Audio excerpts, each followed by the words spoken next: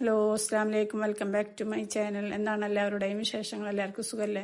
എൻ്റെ ചാനൽ ആദ്യമായിട്ട് കാണുന്നവരാണെങ്കിൽ ഒന്ന് സബ്സ്ക്രൈബ് ചെയ്ത് സപ്പോർട്ട് ചെയ്യുക. ഫുള്ളായിട്ട് വീഡിയോ കാണുക. അപ്പോൾ അത് റേഷൻ്റെ അരിയാണ്, അതുകൊണ്ടൊരു ചോറുണ്ടാക്കി നോക്കാം, നല്ല രുചിയുള്ള. അപ്പോൾ അതിനായിട്ട് വെള്ളം ഒഴിച്ചിട്ടൊന്ന് കഴുകിയെടുക്കുന്നുണ്ട്. എന്നിട്ട് ഒരു നല്ല വെള്ളം ഒഴിച്ചിട്ട് ഒരു അരമണിക്കൂർ വെക്കുന്നുണ്ട്. അപ്പോഴേക്കും അതിനുള്ള കാടമുട്ടയാണ് എടുത്തിട്ടുള്ളത്. കാടമുട്ട ഒരു 10 എടുത്തിട്ടുണ്ട്. അതൊന്ന് വെള്ളം ഒഴിച്ചിട്ടൊന്ന് ഉപ്പിട്ട് വേവിച്ചെടുക്കുന്നുണ്ട്. ഇനി ചോറിനുള്ള വെള്ളമാണ് വെച്ചിട്ടുള്ളത്. ഇനി കുക്കർ വെച്ചതിലേക്ക് 1 ടീസ്പൂൺ നെയ്യും 2 വലിയ കയ്യിൽ ഓയിലാണ് ഒഴിച്ചു കൊടുത്തിട്ടുള്ളത്. അത് ചൂടായ ശേഷം ഒരു സബോള ഇട്ട് കൊടുത്തിട്ടുണ്ട്.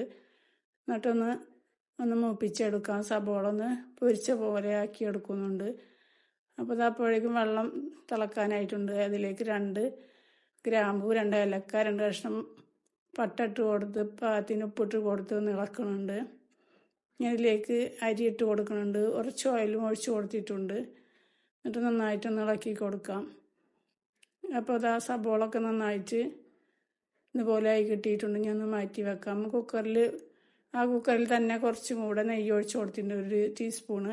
പിന്നെ പട്ട, ഗ്രാമ്പു, ഏലക്ക ഇട്ട് കൊടുത്തിട്ടുണ്ട്. തക്കാളി, പച്ചമുളക്, സബോള, ഇഞ്ചി, വെളുത്തുള്ളി, പച്ചമുളക് ചതച്ചതാണ് ഇട്ട് കൊടുത്തിട്ടുള്ളത്. അതും ഇട്ടിട്ട് നന്നായിട്ടൊന്ന് വഴറ്റിയെടുക്കാം.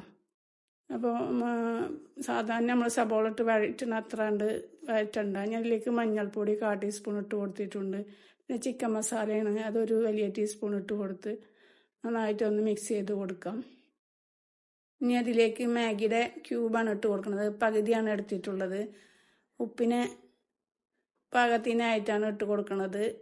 നല്ല രുചിയാണ് ഇതിട്ട് കൊടുത്താൽ. അതിന് ശേഷം ഒന്ന് വഴറ്റിയെടുക്കാം. വഴറ്റിയ ശേഷം മല്ലിച്ചപ്പ്, പുതിന ചെറിയ കഷ്ണങ്ങളാക്കി അതും ഇട്ട് കൊടുക്കുന്നുണ്ട്. രണ്ടും പകുതിശയാണ് ഇട്ട് കൊടുത്തിട്ടുള്ളത്. അതിന് ശേഷം കുറച്ച് ചെറുനാരങ്ങയുടെ നീരാണ് ഒഴിച്ച് കൊടുക്കുന്നത്. എന്നിട്ട് നന്നായിട്ടൊന്ന് വഴറ്റിയെടുക്കാം. ഇനി അതിലേക്ക് ഇട്ട് കൊടുക്കുന്നത് കാടമുട്ട തൊണ്ട് കളഞ്ഞതാണ്. അത് അതിലേക്ക് ഇട്ട് കൊടുക്കാം. എന്നിട്ട് നന്നായിട്ടൊന്ന് വഴറ്റിയെടുക്കാം. ഇനി നമ്മൾ പൊരിച്ച് വെച്ച ആ ഉള്ളിയാണ് ഇട്ട് കൊടുക്കുന്നത്. പകുതി ഇട്ട് കൊടുത്ത് അതിൻ്റെ മീതെ ചോറ് ഇട്ട് കൊടുക്കുന്നുണ്ട്. 3/4 ഭാഗമാണ് വേവിച്ചെടുത്തിട്ടുള്ളത് ചോറ്.